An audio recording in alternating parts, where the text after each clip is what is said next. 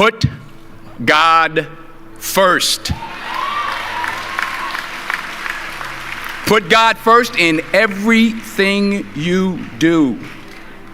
Everything that you think you see in me, everything that I've accomplished, everything that you think I have, and I have a few things, everything that I have is by the grace of God.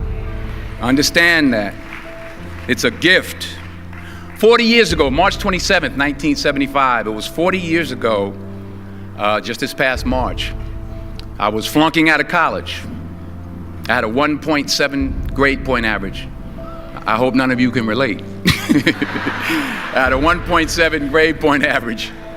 I was sitting in my mother's beauty shop. They still call it beauty shops now? What they call it now? Yeah, I was sitting in the beauty parlor. I was sitting in my mother's beauty parlor, and I'm looking in the mirror, and I see behind me this woman under the dryer. And every time she looked up, every time I looked up, she was looking at me, just looking me in the eye. And I didn't know who she was, and I said, she said, somebody give me a pen, give me a pencil, I have a prophecy. March 27, 1975, she said, boy, you are gonna travel the world and speak to millions of people. Now mind you, I was flunked out of college. I'm thinking about joining the army. I didn't know what I was gonna do, and she's telling me I'm gonna travel the world and speak to millions of people. Well, I have traveled the world, and I have spoke to millions of people. But that's not the most important thing, the success that I had. The most important thing is that what she taught me and what she told me that day has stayed with me since. I've been protected, I've been directed, I've been corrected. I've kept God in my life, and it's kept me humble. I didn't always stick with him, but he always stuck with me. So stick with him in everything you do. If you think you want to do what you think I've done, then do what I've done and stick with God. Number 2, fail big. That's right. Fail big. Today is the beginning of the rest of your life, and it can be very frightening. It's a new world out there. It's a mean world out there, and you only live once. So do what you feel passionate about. Take chances professionally. Don't be afraid to fail. There's an old IQ test, was 9 dots, and you had to draw 5 lines with a pencil within these 9 dots without lifting the pencil. The only way to do it was to go outside the box. So don't be afraid to go outside the box. Don't be afraid to think outside the box. Don't be afraid to fail big, to dream big. But remember, dreams without goals are just dreams, and they ultimately fuel disappointment. So have dreams, but have goals. Life goals, yearly goals, monthly goals, daily goals. I try to give myself a goal every day. Sometimes it's just to not curse somebody out. Simple goals, but have goals. And understand that to achieve these goals, you must apply discipline and consistency. In order to achieve your goals, you must apply discipline, which you have already done, and consistency every day, not just on Tuesday and miss a few days.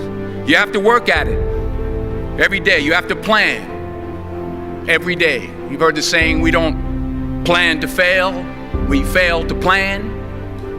Hard work works. Working really hard is what successful people do.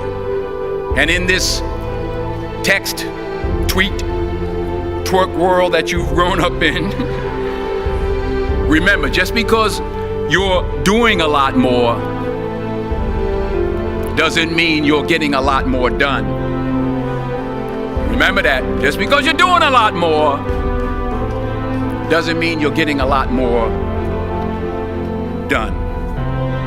Don't confuse movement with progress. My mother told me, she said, yeah, because you can run in place all the time and never get anywhere. So continue to strive, continue to have goals, continue to progress. Number 3, you'll never see a U-Haul behind a hearse. I'll say it again.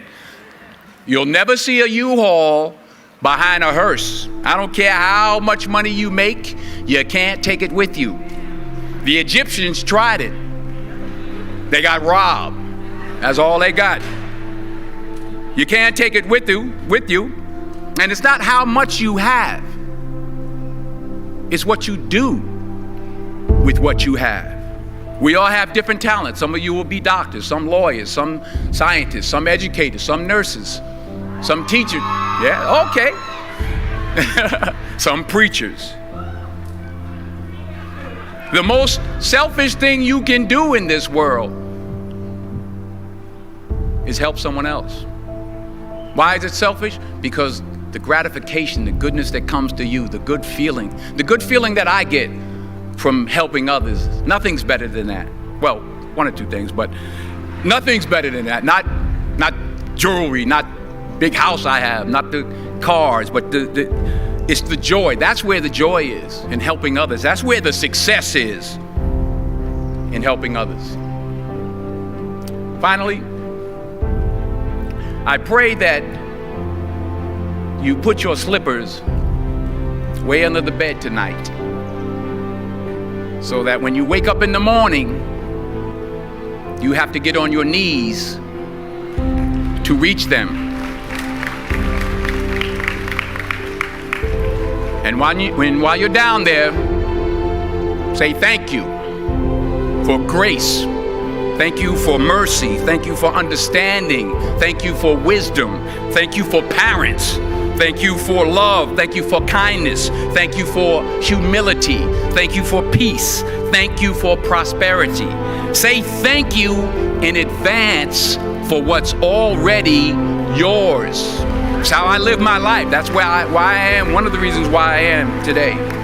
Say thank you in advance for what is already yours. True desire in the heart for anything good is God's proof to you, sent beforehand to indicate that it's yours already. I'll say it again. True desire in the heart, that itch that you have, whatever it is you want to do, that thing that you want to do to help others and to grow and to make money, that desire, that itch, that's God's proof to you, sent beforehand already to indicate that it's yours. And anything you want good, you can have. So claim it. Work hard to get it. When you get it, reach back. Pull someone else up. Each one, teach one. Don't just aspire to make a living. Aspire to make a difference. Thank you.